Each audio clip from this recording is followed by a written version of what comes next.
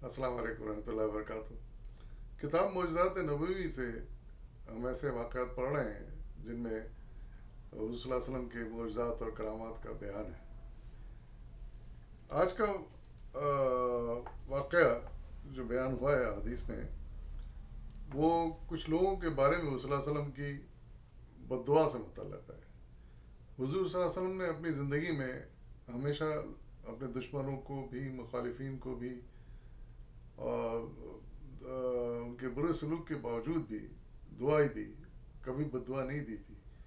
लेकिन एक मौका ऐसा आया कि जिसमें हुज़ूर सल्लल्लाहु अलैहि वसल्लम बद्दुआ देने पर मजबूर हो गए थे, और फिर उसका अंजाम उन दुश्मनों के हक़ में बहुत बुरा हुआ। आइए उस वाक़े की तफसील पढ़ते हैं। उन्वान है कि मुशरिकीन के सात अफराद पर रसूलुल्लाह सल्लल्लाहु अलैहि वसल्लम की बद्दुआ। इमाम बुखारी और इमाम मुस्लिम भी इब्ने मसूद रज़ी अल्लाह अन्हु से रिवायत करते हैं कि रसूलुल्लाह सल्लल्लाहु अलैहि वसल्लम खाना कबा के पास नमाज पढ़ रहे थे और अबू जहल और उसके साथी वहाँ बैठे हुए थे। वो आपस में कहने लगे कि तुम में से कौन जाएगा और फलां लोगों ने जो ऊँटनी काटी है उसकी गोझड़ी लाकर जब मोहम्मद सजदा करें तो उनकी पीठ पर रखेगा। रसूलुल्लाह सल्लल्लाहु अलैहि वसल्लम के दुश्मन कुफार मुशरिकीन बैठे थे ग्रुप बना के। उस वक्त हुज़ूर सल्लल्लाहु अलैहि वसल्लम नमाज तो वहीं खाना काबा में पढ़ा करते थे। आप तशरीफ़ लाए नमाज पढ़ने के लिए, तो उन्होंने आपस में ये पूछा कि कौन जाएगा और ऊँटनी की उजड़ी, उजड़ी से मुराद अंतड़ियाँ और गलाजत है, वो लाकर मरी हुई ऊँटनी की वो हुज़ूर सल्लल्लाहु अलैहि वसल्लम की पीठ पर रखेगा। यानी आपको तंग करने के लिए, आपको तकलीफ़ देने के लिए ये हरकत उन्होंने सोची, और आपस में एक दूसरे से पूछा कौन जाएगा, इसकी हिम्मत कौन करेगा। तो ये सुनकर उनमें उनका सबसे बदबख्त शख्स उक़बा बिन अबी मुअयत उठा और ओझड़ी को लाकर इंतज़ार करता रहा। जब रसूलुल्लाह सल्लल्लाहु अलैहि वसल्लम सजदे में गए तो ओझड़ी को आपके दोनों मुंडों के बीच में पीठ पर रख दिया। उस बदबख्त ने यह हरकत की फिर कि ओझड़ी जो गंदगी थी, आंतें वगैरह जो होती हैं, वो लाकर हुज़ूर हसन की पीठ पर रख दी। अब्दुल्ला बिन मसूद रज़ी अल्लाह अन्हु बयान करते हैं कि ये मैं मंज़र खुद अपनी आंखों से देख रहा था, लेकिन कुछ नहीं कर सकता था। काश मेरा कुछ जोर होता तो मैं बताता। वो लोग हंसने लगे और मारे खुशी के एक दूसरे पर गिरने लगे। यानी एक तो उन्होंने जलील हरकत की, फिर ऊपर से वो हंसी मजाक भी करने लगे, ठट्टे मारने लगे। इधर रसूलुल्लाह सल्लल्लाहु अलैहि वसल्लम सजदे ही में पड़े रहे और अपना सर नहीं उठा सके। यहाँ तक कि हज़रत फ़ातिमा रज़ी अल्लाह अन्हा आई, यानी आपकी साहबजादी, और आपकी पीठ से उजड़ी उठाकर दूर फेंकी। तब आपने सर मुबारक उठाया और ये बद्दुआ दी, ए अल्लाह तू कुरैश समझ ले। यह आपने 3 मरतबा फरमाया, तो अल्लाह कुरैश से समझ ले, यानी इसका इनसे बदला ले, या इसकी इनको सज़ा दे, माने ये थे। जब आप सल्लल्लाहु अलैहि वसल्लम ने उन पर बद्दुआ की तो उन पर ये गिरा गुजरी, क्योंकि उनका यकीन था कि इस शहर में दुआ कबूल होती है। फिर आपने नाम लेकर ये बद्दुआ फरमाई। फिर आपने उन बदबख्तों का नाम लिया जो ये मिलजुल कर ये हरकत जिन्होंने की थी। ए अल्लाह, अबू जहल, अतबा बिन रबिया, शेबा बिन रबिया, वलीद बिन अतबा, उमैया बिन खलफ और अक़बा बिन अबी मुअयत से समझ ले। मैं दूसरे अल्फाज में इनको इस नाजायज़ काम और इस जुल्म की और इस कराहत अमेज़ काम की इनको सज़ा दे। और रावी उमर बिन मैमून ने 7वें शख्स उमारा बिन वलीद का भी नाम लिया, वो हमें याद नहीं रहा। इब्ने मसूद रज़ी अल्लाह अन्हु कहते हैं कि कसम उस ज़ात की जिसके हाथ में मेरी जान है, मैंने इन लोगों को जिनका नाम रसूलुल्लाह सल्लल्लाहु अलैहि वसल्लम ने लिया था बदर के कुएं में मरे पड़े देखा। ये वाक़या बयान हुआ है बुखारी में भी, बुखारी में बयान हुआ है किताबुल वज़ू में। یعنی ہوا یہ ہے کہ صلی اللہ علیہ وسلم کی بد دعا ان کو ایسی لگی کہ پھر وہ جلدی وہ مر گئے، اور پھر مرنے کے بعد ان کی لاش کو بدر کے کنویں میں پھینک دیا گیا، اور انہوں نے قسم کھا کے کہا، مسعود رضی اللہ تعالیٰ نے، ابن مسعود نے، کہ میں نے ان کو اپنی آنکھوں سے دیکھا کہ ان کی لاشیں بدر کے کنویں میں پڑی ہیں۔ اندازہ لگائیے آپ کہ کتنا ذلت آمیز ان کا انجام ہوا۔ پھر دوسرا واقعہ ہے ایک مرتد کے بارے میں صلی اللہ علیہ وسلم کی پیش گوئی کہ جب وہ مرے گا تو زمین اسے نکال پھینکے گی۔ ایک مرتد کے بارے میں یہ پیش گوئی تھی، یہ بدعا نہیں تھی بلکہ پیش گوئی تھی یہ۔ امام احمد انس بن مالک رضی اللہ سے بیان کرتے ہیں کہ بنو نجار کا ایک آدمی ہمارے درمیان رہتا تھا جس نے سورہ بقرہ اور سورہ آل عمران پڑھا تھا اور رسول اللہ علیہ وسلم پر نازل ہونے والی وہی لکھا بھی کرتا تھا۔ مسلمان ہو گیا تھا اور یہ قرآن پڑھتا تھا اور وہی لکھتا بھی تھا۔ وہ بھاگ کر اہل کتاب سے جا ملا، یعنی رسول اللہ کو چھوڑ کے جا کے کفار مشرکین سے جا کے مل گیا۔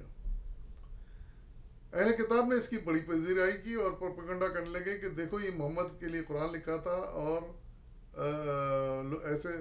ایسی باتیں کر کے وہ لوگوں کو تعجب میں ڈالتے تھے۔ یعنی ان کو تو موقع مل گیا کفار کو کہ اس رسول اللہ کا ایک آدمی ٹوٹ کے ان سے آ ملا ہے اور ان کو چھوڑ دیا ہے تاکہ لوگوں کو ایمان خراب ہو۔ اس کو خوب انہوں نے اچھالا اس بات کو، اور تھی بھی بڑی غلط بات کہ ایمان لانے کے بعد وہ مرتد ہو گیا اور کفار سے جا کے مل گیا۔ تو اس کے بعد وہ اس میں لکھا ہے، اس میں تفصیل کہ وہ آدمی تھوڑے ہی دن ان کے درمیان ٹھہرا، یعنی کفار مشرک کے درمیان تھوڑے دن رہا، اور اللہ تعالیٰ نے اسے ہلاک کر دیا۔ اہل کتاب نے قبر کھودی اور اس کو دفن کر دیا، لیکن زمین نے اسے اپنے اندر سے منہ کے بل نکال باہر پھینکا۔ انہوں نے دوبارہ قبر کھود کر اس میں مردے کو ڈالا، لیکن زمین نے پھر اسے منہ کے بل نکال باہر پھینکا، چنانچہ انہوں نے اسے یوں ہی پڑا ہوا چھوڑ دیا۔ اور امام مسلم نے اسے محمد بن رافع سے روایت کیا ہے، یعنی پہلے امام مسلم نے اس کو روایت کیا ہے، اور مسند امام احمد میں بھی یہ حدیث بیان ہوئی ہے۔ اور پھر اس کو امام بخاری نے بھی بیان کیا ہے تھوڑے مختلف الفاظ کے ساتھ، ان کی بھی حدیث بیان کردہ حدیث سن لیجیے۔ امام بخاری انس رضی اللہ عنہ سے روایت کرتے ہیں کہ ایک نصرانی آدمی نے اسلام قبول کیا، اس نے سورہ بقرہ اور آل عمران پڑھ رکھی تھی اور وہ رسول اللہ علیہ وسلم کے لیے وہی لکھا کرتا تھا۔ پھر وہ نصرانی بن گیا اور لوگوں سے کہنے لگا کہ میں نے جو کچھ لکھا ہے اس کے علاوہ محمد کچھ نہیں جانتے۔ یعنی ایک تو مرتد ہو گیا، چھوڑ کے جا کے کافروں سے مل گیا، اور وہاں جا کے یہ بول رہا ہے کہ صلی اللہ علیہ وسلم جو کچھ میں بتا رہا ہوں اس سے زیادہ کچھ نہیں جانتے، جو کچھ لکھا ہے بس اتنا ہی وہ جانتے، اس سے زیادہ کچھ نہیں جانتے، نعوذ باللہ۔ اس کے انتقال کے بعد میں نے جلدی پھر مر گیا، اس کے انتقال کے بعد لوگوں نے اسے دفن کر دیا۔ صبح کو کیا دیکھتے ہیں کہ اس کی لاش زمین کے باہر پڑی ہے۔ نصرانی لوگ کہنے لگے، یعنی مسیحی جو ہیں وہ کہنے لگے یہ محمد اور ان کے ساتھیوں کا کام ہے، کیونکہ جب یہ ان کو چھوڑ کر بھاگ آیا تو انہوں نے رات میں قبر کھود کر ہمارے ساتھی کی لاش کو باہر پھینک دیا۔ پھر انہوں نے بہت گہری قبر کھودی اور اسے زمین کی تہہ میں دفن کر دیا، لیکن دوسری صبح کیا دیکھتے ہیں کہ پھر اس کی لاش زمین کے باہر پڑی ہے۔ وہ کہنے لگے چونکہ محمد اور ان کے اصحاب کے یہاں سے بھاگ آیا ہے، اس لیے ان لوگوں نے اسے قبر سے نکال کے پھر باہر پھینک دیا ہے۔ یعنی وہی سمجھتے رہے کہ محمد صلی اللہ علیہ وسلم اور ان کے صحابہ کا ہی کام ہے، اور انہوں نے اس کو نکال کے باہر پھینکا دشمنی نکالنے کے لیے۔ انہوں نے تیسری مرتبہ حسب استطاعت خوب گہری قبر کھود کر اس میں لاش کو گاڑ دیا۔ صبح کیا دیکھتے ہیں کہ وہ لاش پھر باہر پڑی ہے۔ انہیں یقین ہو گیا ہے کہ یہ لوگوں کا کام نہیں، یہ اللہ کا غضب ہے، چنانچہ لاش کو یوں ہی پڑا چھوڑ دیا۔ تو اس طرح یہ حدیث تینوں محدثین نے بیان کر دی ہے۔ صحیح بخاری میں بھی ہے، پھر مسند امام احمد میں بھی ہے، اور صحیح مسلم میں بھی ہے۔ ایک اور واقعہ جو تحریر کیا ہے مصنف نے وہ ہے روح ذوالقرنین اور اصحاب کہف کے متعلق رسول اللہ صلی اللہ علیہ وسلم کی خبر. محمد بن اسحاق ابن عباس رضی اللہ عنہ سے بیان کرتے ہیں کہ قریش مکہ کے نضر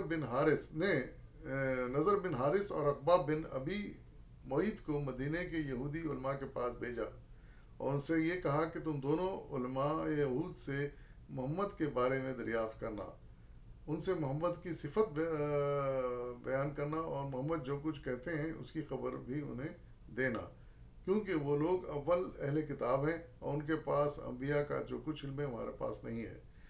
یعنی قریش کے مکہ کے قریش جو تھے وہ صلی اللہ علیہ وسلم ہجرت کر کے مدینہ جا چکے تھے، تو انہوں نے دو حضرات کو بھیجا کہ وہ جائیں اور علماء یہود جو ہیں وہاں مدینہ میں یہودیوں کی کثرت تھی، تو اور وہ اپنے ان کے علم، ان کا علم اچھا تھا اپنے دین کے بارے میں، یہودی علم کے بارے میں، اور تو انہوں نے ان سے دریافت کیا، انہوں نے کہا کہ ان سے جا کے دریافت کرو کہ وہ صلی اللہ علیہ وسلم کی کیا صفات ہیں اور وہ کیا باتیں بیان کرتے ہیں، اور جو کچھ پھر وہ بتائیں ہمیں بھی آ کے خبر دو اس کی. وہ دونوں مدینے آئے اور علماء یہود سے رسول اللہ علیہ وسلم کے متعلق دریافت کیا، نیز آپ کی صفات اور آپ کے چند اقوال بھی انہیں بتائے، اور کہا کہ تم اہل تورات ہو اس لیے ہم تمہارے پاس آئے ہیں. تورات کے وہ عالم تھے، تاکہ تم ہمیں ہمارے انصاف کے بارے میں بتاؤ. علماء یہود نے ان سے کہا کہ تم اپنے صاحب سے 3 باتیں پوچھو، اس میں تمہارا مسئلے کا بہترین حل ہے. اگر وہ تمہیں ان باتوں کی خبر دے دیں تو وہ نبی مرسل ہیں اور سچے نبی ہیں، اور اگر جواب نہ دے پائیں تو نبی نہیں ہے بلکہ افطرا پرداز ہیں، اور جو تم اس کے بارے میں مناسب سمجھو پھر کرنا. 3 سوالات تھے ان کے. علماء یہود نے کہا ان قریشیوں سے کہ جا کے ان سے یہ پوچھو حضور صلی اللہ علیہ وسلم سے. پہلا سوال یہ تھا کہ ان سے پوچھو کہ زمانے ماضی میں چند نوجوان گزرے ہیں، ان کا کیا معاملہ تھا، کیونکہ ان کا عجیب غریب قصہ ہے. سوال نمبر 2، ایک آدمی نے زمین کے مشرق اور مغرب کا چکر لگایا تھا، تم ان سے پوچھو کہ مدعی نبوت کے بارے میں اس کے بارے میں کیا جانتے ہیں، یعنی وہ اس آدمی کے بارے میں جنہوں نے مشرق سے مغرب کا چکر لگایا تھا. پھر تیسرا سوال انہوں نے کہا کہ پوچھنا کہ روح کے بارے میں وہ کیا جانتے ہیں اور روح کی کیا حقیقت ہے. اگر ان کا جواب انہیں بتا دیا تو سچے نبی ہیں، اور اگر وہ نہیں بتا سکے تو پھر وہ ان کے ساتھ جو چاہے تم سلوک کرنا. نضر بن حارث اور عقبہ بن ابی معیط دونوں مکہ قریش کے پاس آئے اور کہا، اے قریش کی جماعت، ہم تمہارے پاس ایسی چیزوں کو لائیں جو تمہارے محمد کے درمیان فیصلہ کرنے والی ہیں. علماء یہود نے ہمیں خبر دی ہے کہ ہم محمد سے ان سوالوں کے بارے میں دریافت کریں. قریش مکہ رسول اللہ علیہ وسلم کے پاس آئے اور کہنے لگے، اے محمد ہمارے سوال کا جواب دو. پھر انہوں نے وہ سوالات ان کے سامنے دہرائے، تو رسول اللہ علیہ وسلم نے جواب میں کہا کہ میں تمہارے سوالات کا جواب کل دوں گا، لیکن آپ نے انشاءاللہ نہیں کہا. قریش آپ صلی اللہ علیہ وسلم کے پاس سے چلے گئے. ادھر 15 دن تک رسول اللہ علیہ وسلم پہ وحی نازل نہیں ہوئی اور نہ ہی آپ کے پاس جبرائیل علیہ السلام تشریف لائے.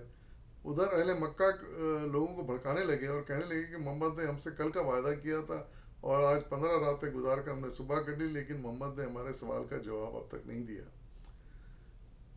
یعنی یہ ہوا کہ اس نے ان سے وعدہ تو کیا کہ میں کل تمہارے سوالوں کا جواب دوں گا، لیکن انہوں نے چونکہ انشاءاللہ نہیں کہا تھا تو اس وجہ سے وحی میں تاخیر ہوئی اور ان سوالات کے جواب کو فوراً معلوم نہیں ہو سکا.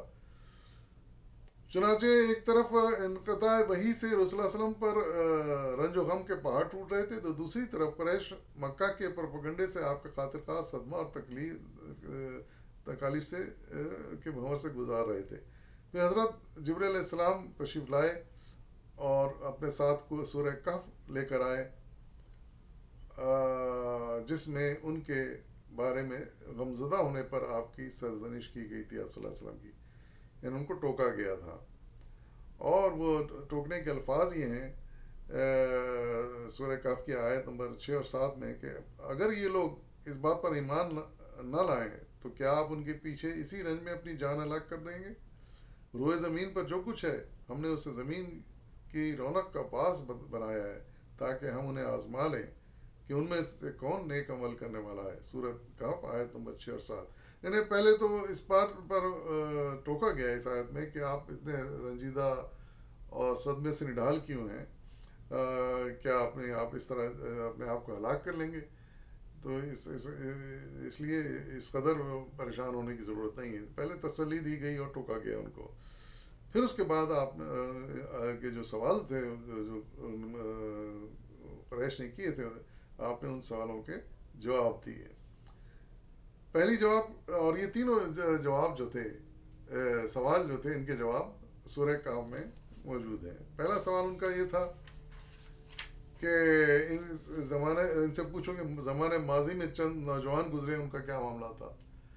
تو سورہ کہف بتاتی ہے کہ ان کا یہ معاملہ تھا کہ وہ کفار سے مشرکین سے تنگ آ کر اور ظالم بادشاہ سے تنگ آ کر وہ اپنا شہر چھوڑ کے بھاگ نکلے تھے اور شہر سے باہر انہوں نے غار میں پناہ لی تھی. وہاں ان کا انتقال ہو گیا. پھر وہ تقریباً 300 سال تک مری حالت میں رہے. لیکن 300 سال بعد دوبارہ وہ زندہ ہوئے اور بازار گئے سامان لایا تو لوگوں کو پتہ چل گیا کہ یہ تو بہت 300 سال سے ہی مرے پڑے تھے, یہ کس طرح زندہ ہو گئے. پھر بادشاہ بھی آیا, اس وقت عیسائیت آ چکی تھی, عیسائی بادشاہ تھا جو حضرت عیسیٰ پر ایمان رکھتا تھا اور دوسرے الفاظ مسلم تھا اور اس وقت تک انہیں خالص عیسائیت چل رہی تھی. اور تو اس نے آ کے ان پر ایمان لایا, اصحاب کہف سے ملاقات بھی کی, پھر ان پر ایمان بھی لایا اور اس کے بعد پھر وہ اصحاب کہف انتقال کر گئے تھے اور پھر انہیں وہیں غار میں دفن کر دیا گیا تھا. تو یہ مختصر قصہ ہے. تو وہ اصحاب کہف تھے جن کے بارے میں پوچھا گیا تھا اور سورہ کہف میں اس کا پورا جواب دیا گیا. دوسرا سوال ان کا یہ تھا کہ اس آدمی کے بارے میں بتاؤ جو مشرق و مغرب کا چکر لگا چکا تھا. تو وہ حضرت ذوالقرنین تھے, ایک بڑے طاقتور اور دلیر عظیم فاتح تھے. انہوں نے کافی علاقے فتح کیے تھے مشرق و مغرب میں. تو وہ ان کے بارے میں پوچھا گیا تھا اور بڑی تفصیل سے ان کا واقعہ سورہ کہف میں بیان پہ کر دیا گیا اور ان کا اس طرح ان کو جواب مل گیا. اور تیسرا سوال ان سے پوچھا گیا تھا کہ روح کے بارے میں بتائیں کہ روح کی کیا حقیقت ہے. تو اس کا مختصر جواب دیا گیا کہ یہ لوگ آپ سے روح کی بابت سوال کرتے ہیں, آپ جواب دے دیجئے کہ روح میرے رب کے حکم سے ہے اور تمہیں بہت ہی کم علم دیا گیا ہے. صرف اتنا کہہ کر چھوڑ دیا گیا. اور حقیقت ہے کہ ہم اتنا ہی جانتے ہیں جتنا خدا نے ہمیں علم دیا ہے, اور اللہ تعالیٰ تو بہت بڑا عالم غیب ہے اور وہ سب کچھ جانتا ہے, اور ہمیں انسان کو جو علم دیا گیا ہے وہ بہت کم ہے. اور یہاں بھی جس معاملے میں اللہ چاہتا ہے مختصر علم دیتا ہے, جس معاملے میں چاہتا ہے تفصیلی علم دیتا ہے. اس معاملے میں مختصر بات بیان کر کے چھوڑ دیا گیا کہ تمہیں بہت کم علم دیا گیا ہے. یعنی ہم روح کے بارے میں اتنی تفصیل سے نہیں جانتے. تو بہرحال یہ وہ واقعہ تھا جس کی تفصیل آئی. اور اس میں سورہ کہف کی آیت نمبر 9, سورہ کہف کی آیت نمبر 23-24, سورہ کہف کی آیت نمبر 83 بھی اس کے جوابات ملتے ہیں. اور اس سے پہلا کہا گیا سورہ کہف کی آیت نمبر 6 اور 7 میں بھی. ان تمام آیت میں ان سوالوں کا جواب ملتا ہے جو مشرکین نے کیے تھے, اور اس کا تشفی بخش جواب ان آیت میں دیا گیا ہے. اجازت دیجیے مزید کچھ واقعات لے کر پھر حاضر ہوں گا. فی امان اللہ.